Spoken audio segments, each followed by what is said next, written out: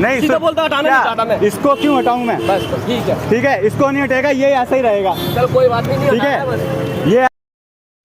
जय श्री कृष्ण भाइयों। बीते दिनों ऐसी दो हरकतें हुई जिनसे पता चलता है कि अहिर रेजिमेंट मुहिम से अन्य समाज के लोगों को बहुत परेशानी। ऐसा नहीं है कि पूरा समाज ही हमारे खिलाफ है, लेकिन उनमें कुछ कीड़े हैं जिनको अहिर रेजिमेंट की मांग हजम नहीं होती और ऐसी हरकत कर देते हैं जिससे दो समाज आमने सामने आ जाते हैं। पहली हरकत दिल्ली के आर के पुरम इलाके में हुई। यूपी के रवि यादव नाम का अपना भाई है और कई यादवों का अच्छा काम है आर के पुरम इलाके में। वहाँ पे टैक्सी यूनियन की प्रधानी रवि यादव को दी गई। इसी बात से कुछ विशेष जाति के लोग चिढ़ गए। यादवों के दबदबे को तोड़ने के लिए, प्रधान पद पाने के लिए और अपनी खींच निकालने के लिए उन्होंने रवि यादव और इसके दो भाइयों पर थाने में SC/ST एक्ट की शिकायत दर्ज करवाई और फिर FIR की धमकी देने लगे। लोगों से बात करने के बाद रवि यादव भाई ने माफ़ी मांग ली और प्रधान पद से इस्तीफ़ा दे दिया ताकि बिना बात जेल ना जाना पड़े। ये सब यादव अपनी गाड़ियों में अहिर रेजिमेंट का झंडा लगाकर रखते हैं हमेशा। फिर उन लोगों को लगा कि रवि यादव फिर से प्रधान बन सकता है, तो अब वो अहिर रेजिमेंट के झंडे के पीछे पड़ गए और कि तुम जातिवाद फैला रहे हो, और फिर वो ही SC/ST एक्ट की धमकी और यादवों की सभी गाड़ियों से झंडे हटाने की जिद करने लगे। अब जब अहिर रेजिमेंट के झंडे पे बात आ गई तो मतलब यादव समाज की इज्जत पे आ गई।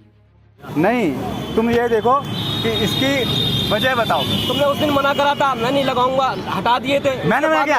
मैंने मना किया? और क्या मना किया था? मैंने सबके सामने करा था। मैंने अब नहीं हटाना चाहता ना? नहीं, सीधा बोलता हटाना नहीं चाहता मैं। इसको क्यों हटाऊं मैं? बस ठीक है, ठीक है, इसको नहीं हटेगा, ये ऐसा ही रहेगा। चल कोई बात नहीं, ठीक हटाना बस। है, ये ऐसा ही रहेगा। पैसा इससे कोई लेना देना नहीं है आपका। ठीक है, हाँ, आप जाओ। ये नहीं हटेगा, ये ऐसे ही रहेगा। बाकी आपसी कोई बातचीत है तो करो। तो इसी मामले को सुलझाने के लिए कापासेड़ा गांव के सुनील राव और उनके साथी ने मौके पर पहुंचकर टैक्सी ड्राइवर और पूर्व प्रधान रवि यादव और उनके अन्य यादव साथियों से बात की और पूरी तहकीकात करने के बाद समझ में आया कि उन हरामियों को अहिर रेजिमेंट मुहिम से बहुत बड़ी दिक्कत है और झंडे देखकर उनकी उल्टी दस्त लग जाते हैं। वहाँ मौजूद हमारे भाइयों ने साफ साफ समझा दिया कि अहिर रेजिमेंट की मांग जातिवाद को जन्म नहीं दे रही है, बल्कि भारतीय थल सेना में जो पहले से ही जातिवाद चलता आ रहा है उसी के अंदर हम अपनी पहचान मांग रहे हैं।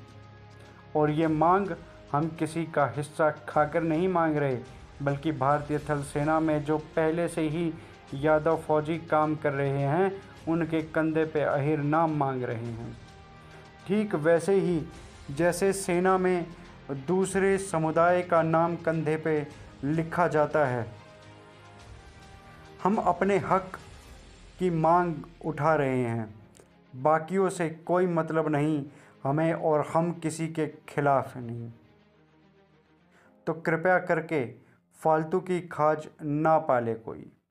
अगर कोई भाई बन के आएगा तो उसे हम गले लगाएंगे और कोई दुश्मन बन के आएगा तो उसका बढ़िया इलाज कर देंगे। जो परेशानी उन्होंने पाल रखी है वो पाल के रखे, उससे कम नहीं करेंगे बल्कि और बढ़ा देंगे। यादवों को इकट्ठा देखकर उन हरामियों की हवा टाइट हो गई और फिलहाल उन्होंने माफ़ी मांग ली है और दोबारा ऐसी हरकत नहीं करेंगे, ऐसा उन्होंने आश्वासन दिया है। अपनी एकता का परिचय समाज ने दे दिया है। अगर ऐसे ही एकता बनी रहे तो किसी की हिम्मत नहीं कि यादवों के सामने खड़ा हो जाए। राकेश भाई आपको ये अहीर रेजिमेंट का जो भाई ने झंडा लगाया हुआ है, अहीर रेजिमेंट से किसी की भावना आहत नहीं हो रही है, ना कोई इससे ऊंचा हो रहा है, कोई नीचा हो रहा है। ये हमारे हक की लड़ाई है, हमारा समाज इस लड़ाई को लड़ रहा है। जिस किसी को भी इस झंडे से परेशानी है तो वो अपनी परेशानी पाल कर रखे, उसकी परेशानी को हम और बढ़ा देंगे, घटाएंगे नहीं। भाई बन के आएगा, गले लगाएंगे, इसके विरुद्ध में जो खड़ा होगा उसे हम छोड़ेंगे नहीं। ये उसके लिए स्पेशल मैसेज है, या तो वो सुधर जाए, नहीं हम सुधारना जानते हैं। जय श्री कृष्णा। दूसरा मामला यूपी के देवरिया जिले के गांव कुकुरिहा में कुछ दिनों पहले अहीर रेजिमेंट का बोर्ड लगाया गया था, लेकिन थोड़े दिनों पहले कुछ हिजड़ों ने यादवों से जलने के कारण उस बोर्ड को रात के अंधेरे में तोड़ दिया। दिन में आमने सामने लड़ने की हिम्मत नहीं है तो रात में कायरों की तरह छुपकर बोर्ड को तोड़ दिया। हम चाहते हैं कि जल्द से जल्द पता चले कि नुकसान पहुंचाने वाले हिजड़े कौन थे, फिर उनको ठोक बजाकर जवाब दिया जाएगा और हाँ, अब बोर्ड पहले से भी बड़ा और मजबूत लगाया जाएगा।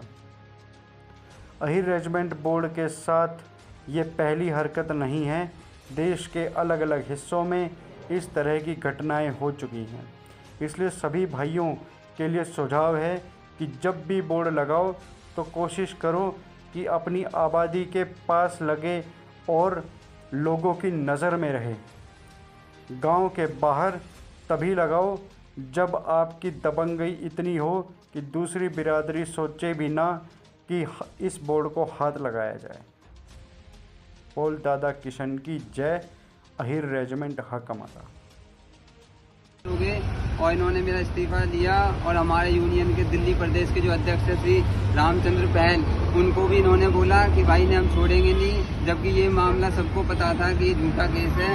और उन्होंने बोला कि देखो आप पे झूठा केस लगाया गया है, तो इसलिए वजह से यूनियन का मेरे से पद से इस्तीफा मांग लिया। हम आए हैं भाई के सपोर्ट में और कोई भी समस्या होगी तो हम इनके साथ खड़े हैं।